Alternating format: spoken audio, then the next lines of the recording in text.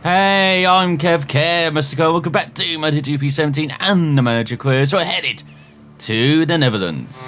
And the rain dance has worked once again round Assen. As you can see, it's a dry track, but still very slippery. So for the first time in anger, I believe, this season, we're qualifying in wet conditions on our MotoGP machine. Let's see what we can do on the circuit, which has been very kind to MacDonald in the past.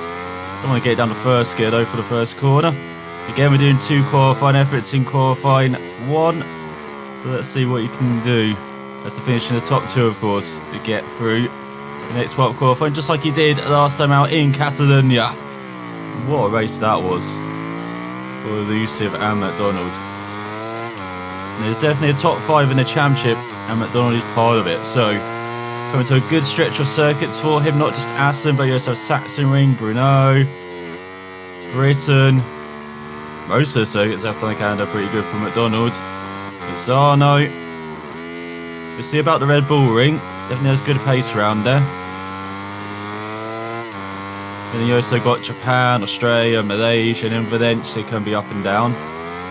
Let's see if we get it this season. After being dropped for 1 season thanks to Glitch Gate.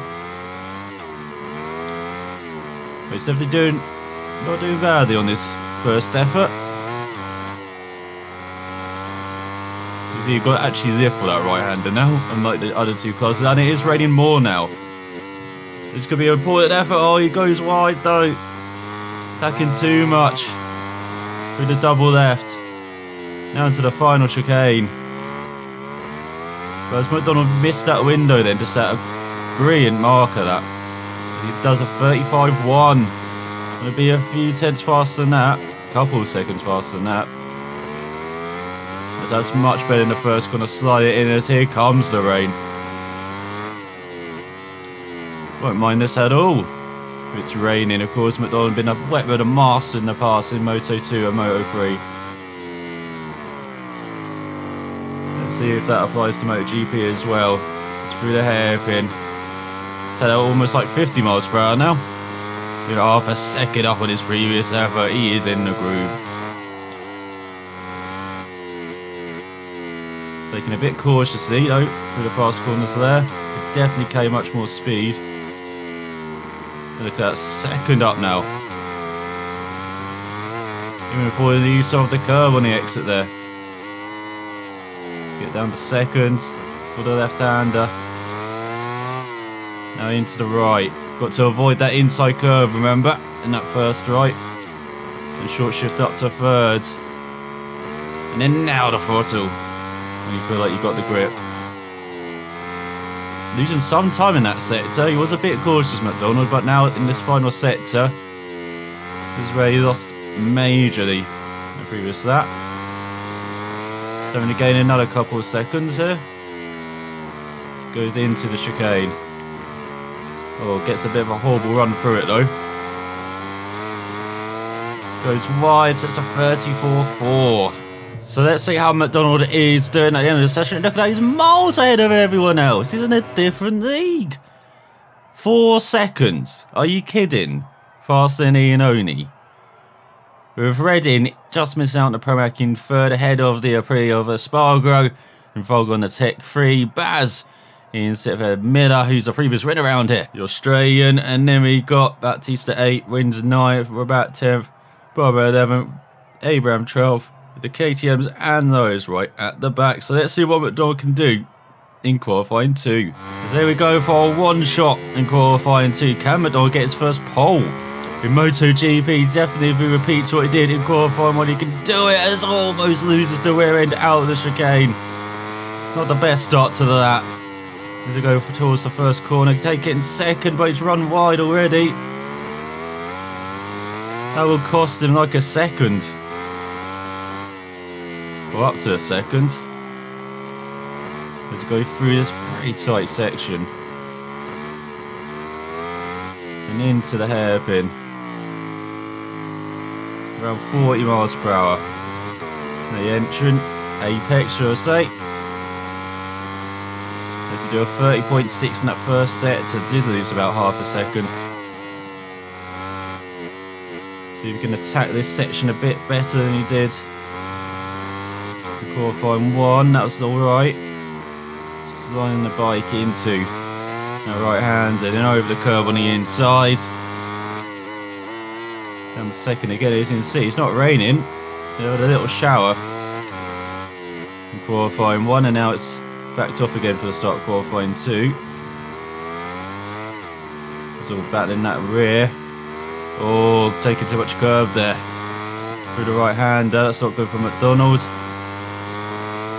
Now this set, he hasn't not got this right at all in qualifying so far and almost loses the back. He makes it through the left-handers now into the final chicane. As it is starting to rain again. It's exactly like qualifying 1 as you cross the line with 34.7. I'm not saying anything until we see the end of the session. As it is going to be pole for MacDonald by a country mile, 3 seconds.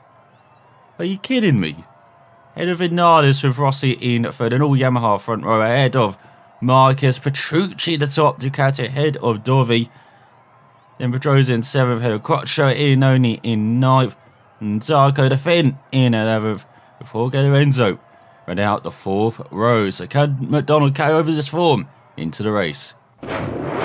As looking at the grid, there is Blue still on pole for the first time in MotoGP. Looking further down, there's Magnum in 11th, and now looking further back, Quattro looking very happy in 8th. Respogo in 14th, and got used to switch right at the back with Bradley Smith on the special row. After a long weekend of preparation, the race is about to start. You could cut the tension with a knife. But all that matters now is who gets across that line first. And look at that clear run to the first corner. Similar conditions to qualifying.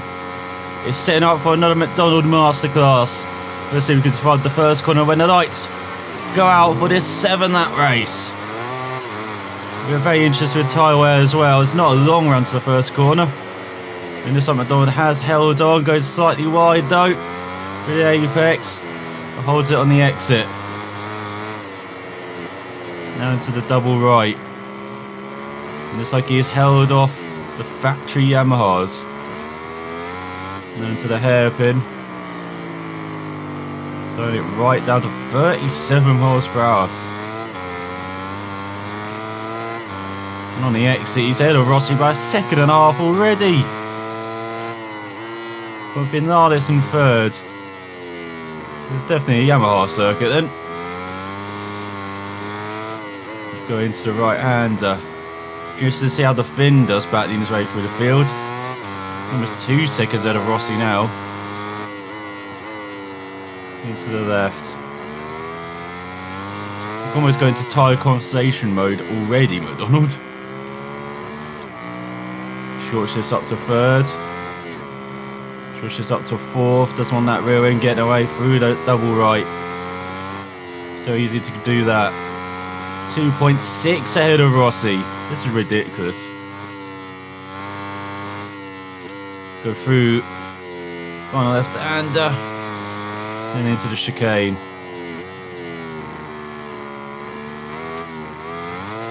Almost loses the rear end of the exit though. But holds on, does MacDonald, cross the line with 37.7. 4 seconds ahead of Rossi. Okay, Milestone, I thought it was bad with our opponents in the other classes, but in MotoGP, this is ridiculous. 4 seconds. And now I can just spend the rest of the race conserving the old tyres. Look at that, barely worn on the first lap.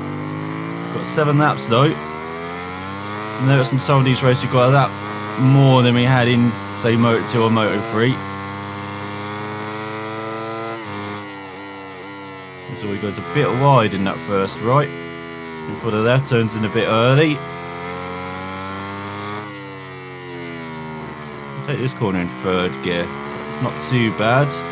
Don't quite hit the apex, but almost 6 seconds ahead of Rossi. Vinales in third. And into the double right, taking this in third gear now. Short shift up to 4.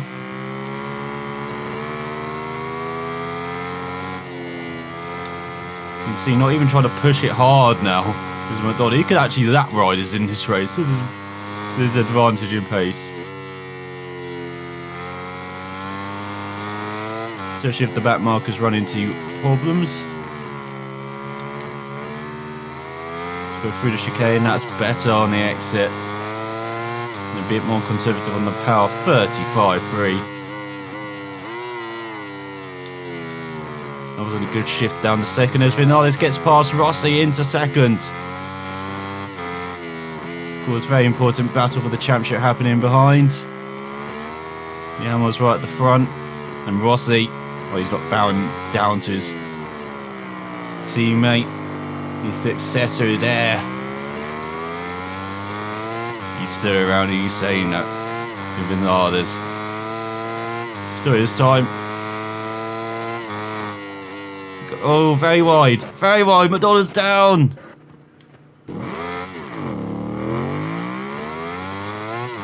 Luckily be able to pick up his bike after that. But still got a massive lead. And we're seeing Vinales, and we're really going to slow it down now because that will affect tyre wear slightly. It seems slight damage in the bike. So we will see the rest of this race. It's a long race around Assen, a very long circuit. You can see lots of traction zones as well through that double right. Got a double left coming out with the fast high speed corners here at the end of the lap.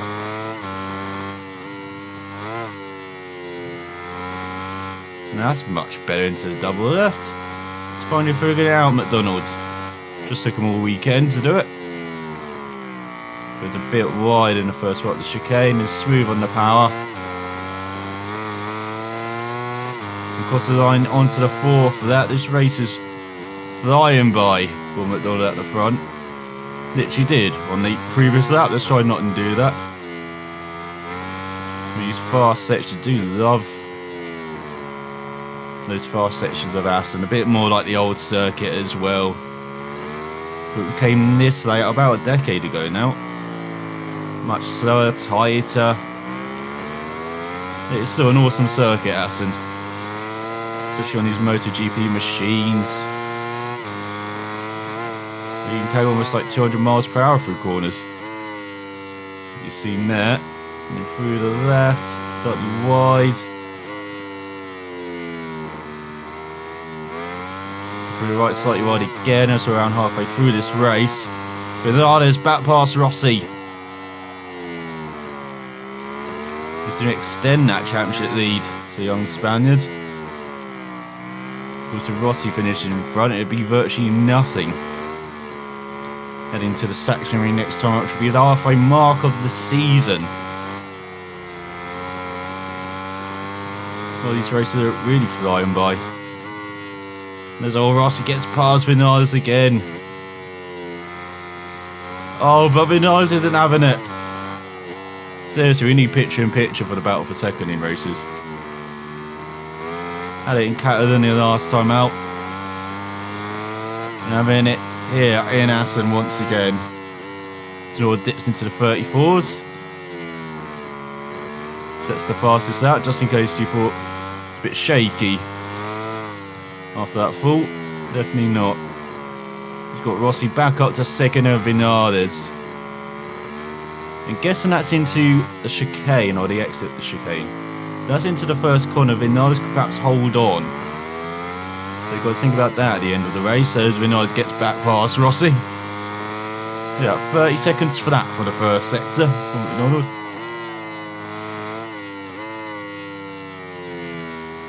I'm really not pushing at all.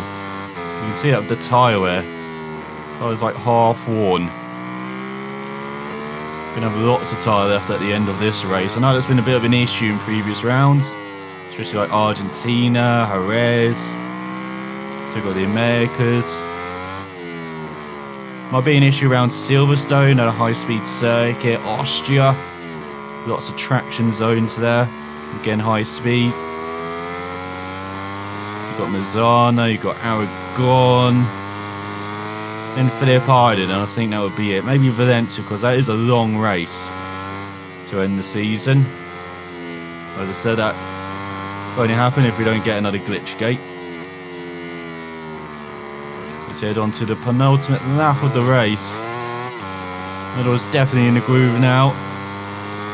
Just setting low 35s, high 34s if he needs.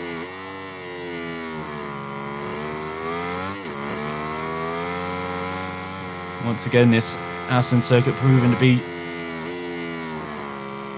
favourable to Elusive and MacDonald, as it looks like Tito Rabat, not BDS riders, fallen.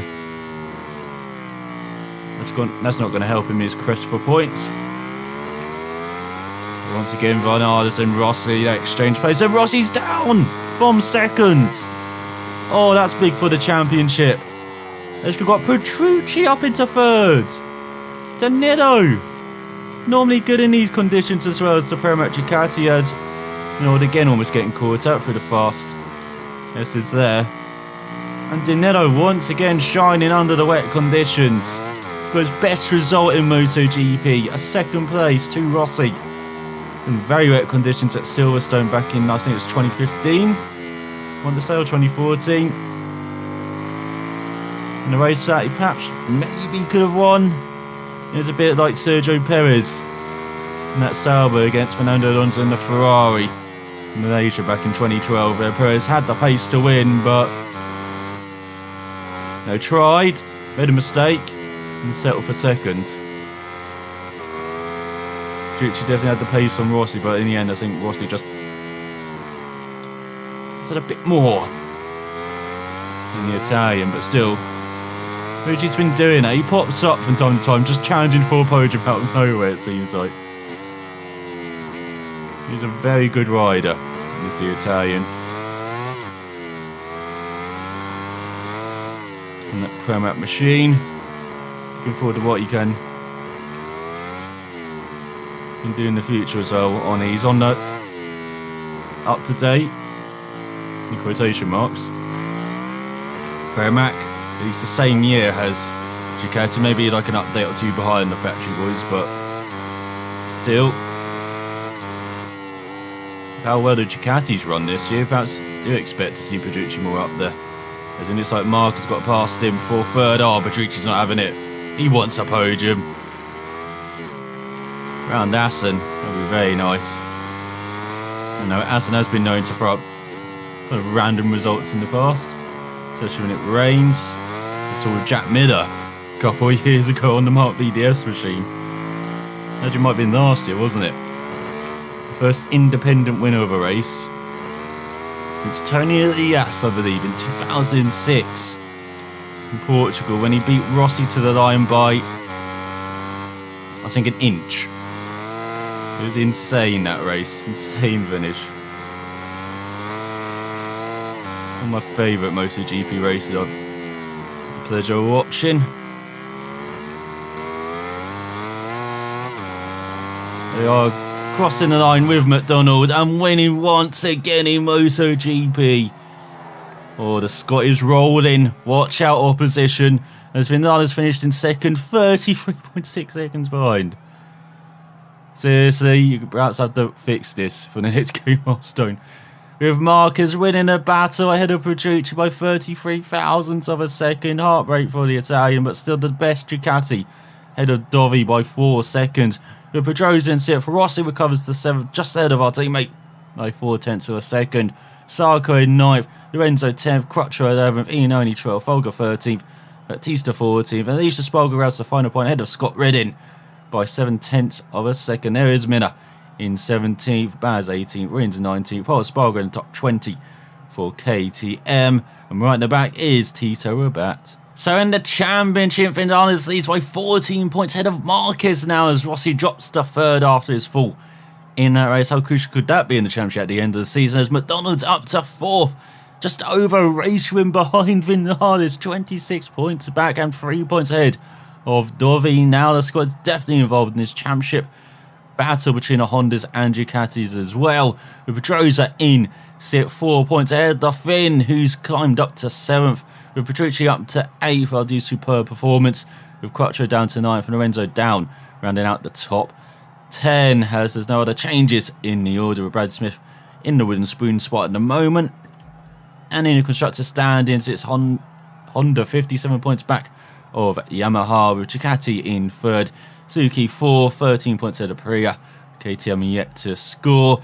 As in the team's rankings, Nuku's up to third, 9 points ahead of Ducati, 16 points behind the Honda team, has the factory Yamaha outfit lead by 73 points. It could be a Yamaha 1-2 in the team's rankings at the end of the season. Ridiculous. We have Permac in 5th, Tech 3 6th, LCR 7th, Suzuki 8th, Aprilia 9th, Aspar 10th, Avintia 11th, Mark VDS 12th, and the factory KTM effort will probably never score this season. As yes, the clothes are static, Yamaha ecstatic. MacDonald, of course, is very happy. We're probably going to not see him again for a few days after that, as he's already on the celebrating wagon, looks like, with those eyes. As we've unlocked 2004 John Hopkins, and he was a factory Suzuki rider, young American, and he's actually decent as well in MotoGP. Perhaps didn't fully realise his potential. He had to wait until he was in the British Superbikes a few years later, but he's a very handy rider. Hopkins in the mid-thousands, and I think he actually finished as high as third in the championship one season. So, had his issues, of course, on and off track, but American still, one of my favourites growing up. As well, watching him on that Suzuki, mainly because I did like Suzuki, and I like Chris Vermeulen as well, the Australian. He was a bit crazy, especially in the wet. But so was Dan MacDonald. Despite our fall, he was miles ahead of everyone else. He was in his own race, smashed the race objective up to 4th in the championship. Well done to the finish, well, up from 11th to 8th in the end. Not quite achieving the race objective, but up to 7th in the championship. It's a very solid season so far. As unfortunately, in Moto2, Andrea fell, so he started 34th up to 32nd in the end. Well, Alejandro, this is his best race of the season so far. Started 26th, finished in 28th. There are signs of progress out of the Argentine rider. And in Moto3, both our riders crashed. That's why the Swedes starting on pole for the first time. Finished in 12th, still achieved the race objective, which is now 12th, and is 9th in the championship. Well, for Omar, started 30th, finished in 33rd, and he improves his throttle management and body position. The Swede improves his braking and throttle management. 100 Moto2 affinity for the Moto2 riders now, while Andrea also improves his cornering. And in MotoGP, MacDonald improves everything up to 98 now for all of his abilities, while for the Fed he improves his braking, throttle management and MotoGP affinity. And we've earned a decent amount of credits and reputation. Yes, we have got the rest of the past couple of races, and MacDonald done lots of celebrating and partying. So we're going to end the episode with an activity or test. So you can go to the coach, do some muscle endurance training, improve the rider's braking ability by 20% for the next race, or go to the gym and do some muscle endurance training, improve the braking ability by 100 XP instead. Do a guard evening, get 1200 reputation. Technical meeting, earn 10 affinity. Or test session, obtain a bonus for the bikes event by 2 weeks. That is tempting, I have to say, but I think we're going to continue improving our riders. And what's better, 20% bonus or 100 XP? You don't really get told what XP they earn, do you? So I'm going to go for the 100 XP. We're doing muscle endurance and improving their braking ability either way. As next time out, we'll be heading to the halfway mark of the season and the Saxon Ring in Germany. A very unusual circuit, very slow in the beginning, and it really does speed up in the second half of the lap, just like MacDonald has in MotoGP. Can he continue the run? Can the Moto2 team continue improving? And can the Swede not crash in Moto3? Find out next time. So I've watched, and I'll see you then.